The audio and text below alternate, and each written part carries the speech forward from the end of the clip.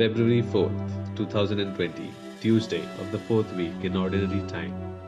First reading is from 2 Samuel chapter 18 verses 9, 10, 14, 24, 25, 30 and chapter 19 verses 3. The responsorial psalm is from Psalms chapter 86, 1 to 6. Hear the Gospel of our Lord Jesus Christ according to Mark chapter 5 verses 21 to 43.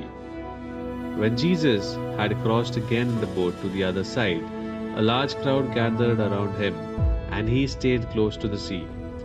One of the synagogue officials named Jairus came forward. Seeing him, he fell at his feet and pleaded earnestly with him, saying, "My daughter is at the point of death. Please come, lay your hands on her, and she may get well and live." He went off with him, and a large crowd followed him. There was a woman afflicted with hemorrhages for 12 years. She had suffered greatly at the hands of many doctors, and had spent all that she had. Yet she was not helped, but only grew worse. She had heard about Jesus and came up behind him in the crowd and touched his cloak.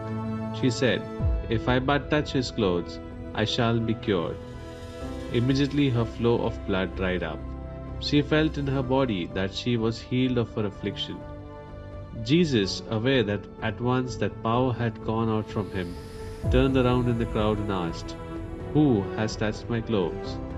But his disciples said to him, "You see the crowd is pressing upon you, and yet you ask, 'Who touched me?'" And he looked around to see who had done it. The woman, realizing what had happened to her, approached in fear and trembling. She fell down before Jesus and told him the whole truth. He said to her, "Daughter, your faith has saved you. Go in peace and be cured of your affliction." While he was still speaking, people from the synagogue official's house arrived and said, "Your daughter has died. Why trouble the teacher any longer?" This regarding the message that was reported. Jesus said to the synagogue official, "Do not be afraid, just have faith." He did not allow anyone to accompany him inside, except Peter, James, and John, the brother of James.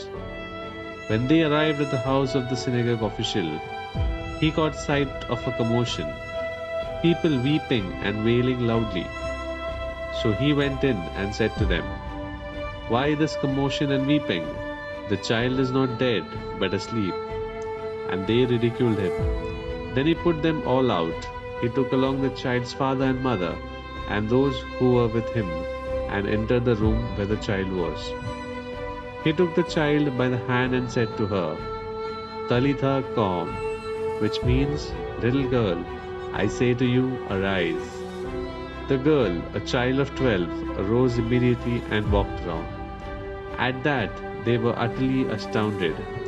He gave strict orders that no one should know this, and said that she should be given something to eat.